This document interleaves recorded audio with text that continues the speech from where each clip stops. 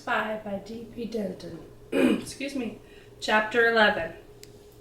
To relate everything that took place in the life of our Reverend Spy would not only consume too much space, but might also reveal things which should not be revealed for the sake of our national interests. While the entire nation was involved in the war, and only a very few know how many loyal and brave Americans were involved in the same type of work as Dan, yet it seemed that at some time during the 5 years of the war, every top foreign agent passed through this area, and about every plot against our nation seemed to have some connection with his territory. Take, for instance, the enemy planned to land men on our Atlantic coast by submarine. One day, Dan learned of this completely by accident, or at least in an unexpected manner. Going down the main street of his city one afternoon, Dan was stopped by a man who staggered out of a tavern and bumped against him. Grabbing him to keep from falling, Dan steadied the man and spoke words of apology to him for having been in his way. Drawing him over against the side of the building, Dan said, "My friend, if you would let Jesus Christ save you, you wouldn't want to get into this condition again." Sobering rapidly, the man queried, "Are you a preacher?" "Why, yes, I am," Dan replied, "but I was a Christian before I became a preacher. God saved me from the drink habit, and he can save you." The man, now sobering fast, said, "Preacher, let's go somewhere and talk. I've got something I've got to tell somebody." "Sure," said Dan, and thinking that the man wanted to talk about his soul, led him to the back room of the chapel. Once settled there, he turned to the almost sober man and inquired, "Now what's on your mind?" "Preacher," said the stranger, "I came out of that joint down there mad as an old wet hen. I know I was drinking, and you thought I was drunk, but I was so mad I couldn't see straight. I don't know what I had in mind doing, but I had just heard something that made me fighting mad. I may be a drunk, but I am an American, and when I hear fellows talking about how they're going to land men in this country and tear up our plants and try to wreck our war plans, it makes me mad."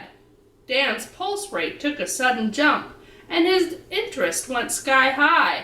Was it possible that after some weeks of quiet and with no contact with the enemy, he was again to get into the thick of things?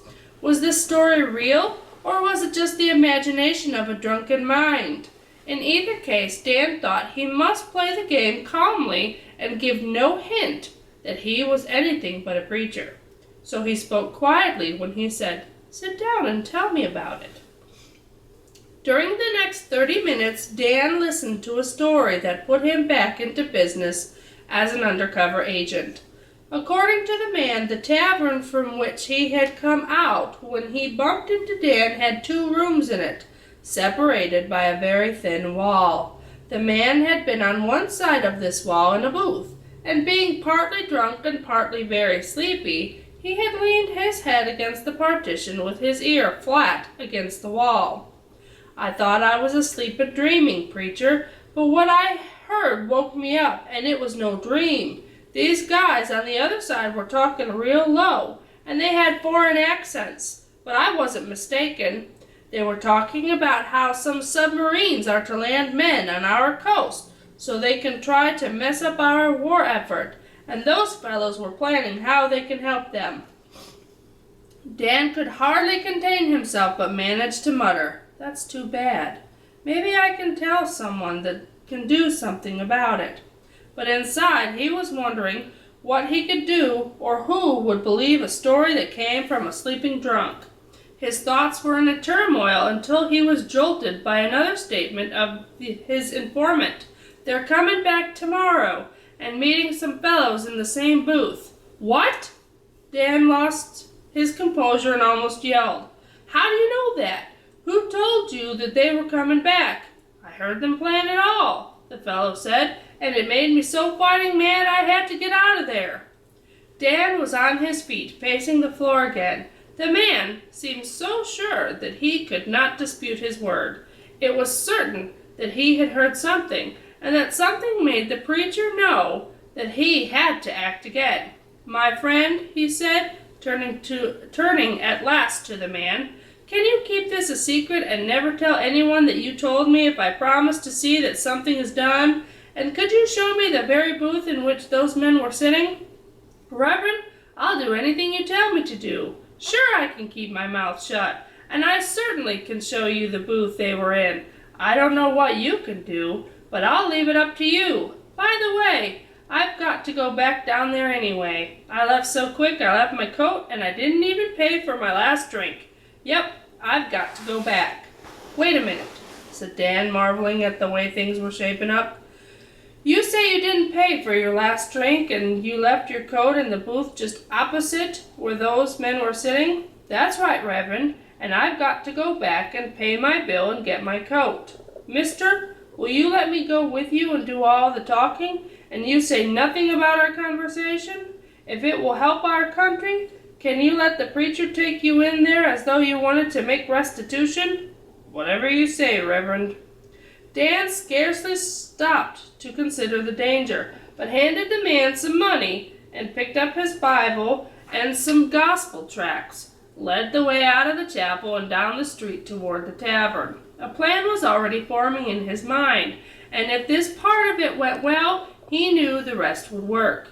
He knew that section of town very well, and remembered that the tavern was located in a cheap hotel building. That would certainly make it easy to carry out his plan if this step went right. "Well, Reverend, what brings you into my place of business?" said the big fat bartender, reaching a pudgy hand across the bar to shake hands with the young preacher, whom he had been holding street meetings in front of his place. With a laugh, Dan said, "Well, I certainly did not come to drink with you," and the bartender tried hard to join the laughter. "No, Bill, our friend here has been up at the chapel talking to me, and he wants to make things right with you. He left here a while ago and didn't pay his bill, and he wants to straighten that out. He also left his coat and wants to go in and get it.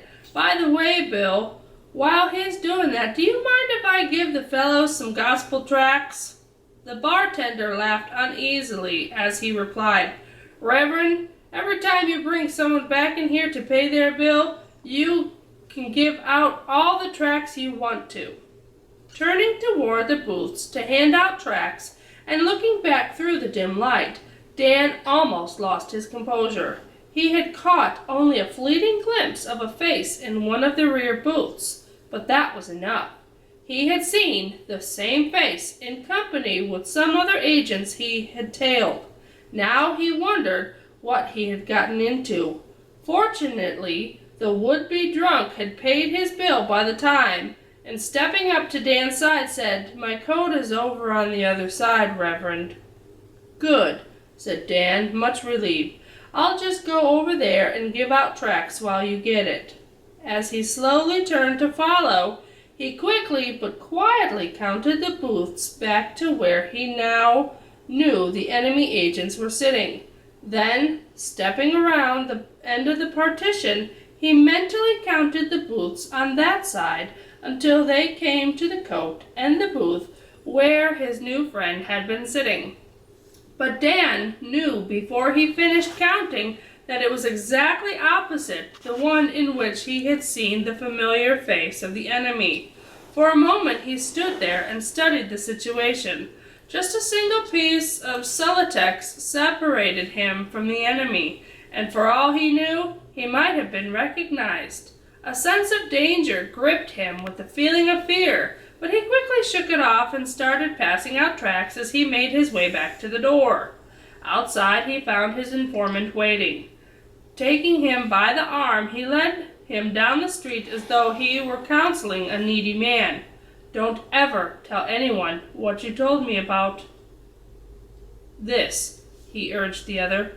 "Preacher, I'm a drifter, and I'm leaving here on the next freight train. I'll never tell anyone, but I sure hope you can tell someone who can do something."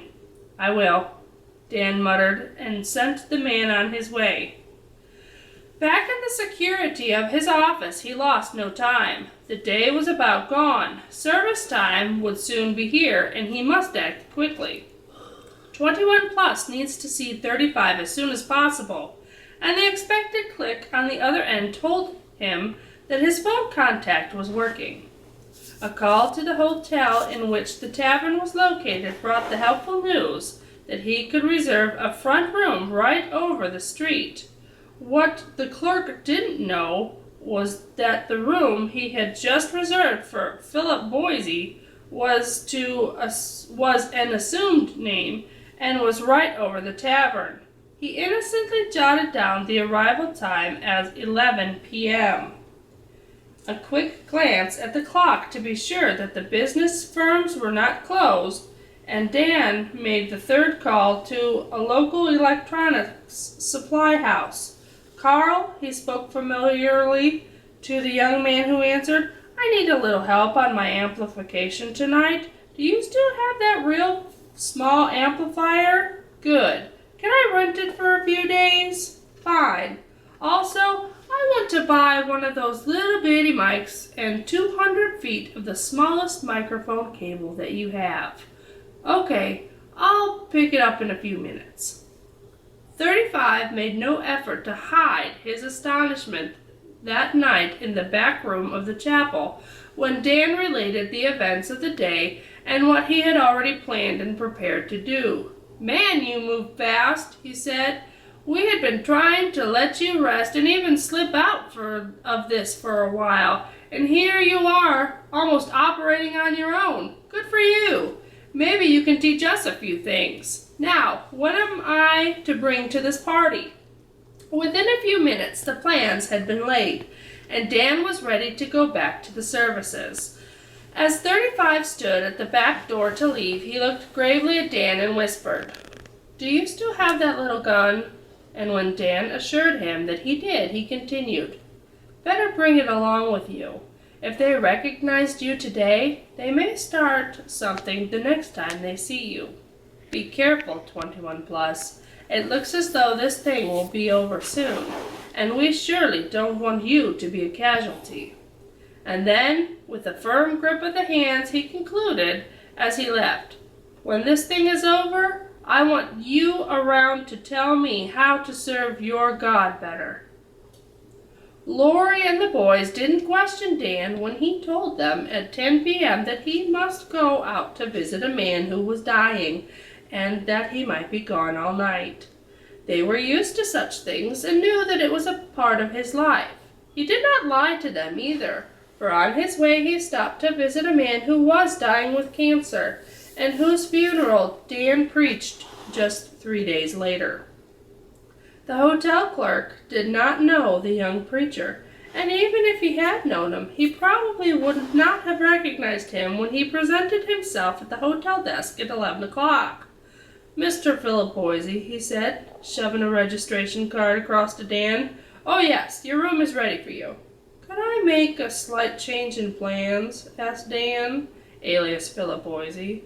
"After I called, I learned that a friend of mine was to be in town a little later tonight, and I would like for him to share my room.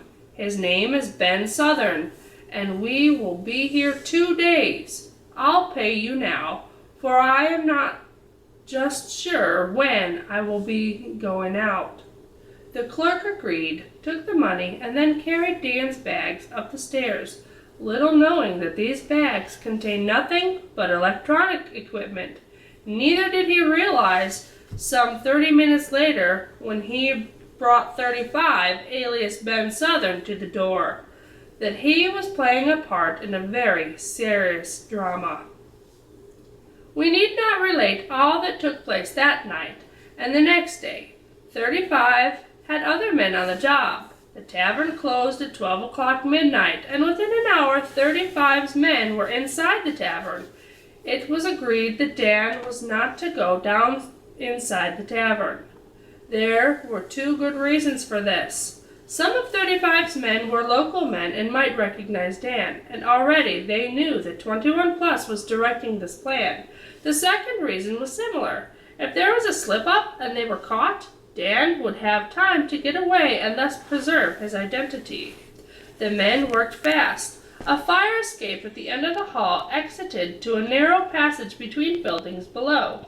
In a cheap hotel such as this one, both men and women were apt to use any means of entrance and exit, and no one asked any questions. So Dan was able to send directions down as to the exact location of the intended meeting place of the enemy.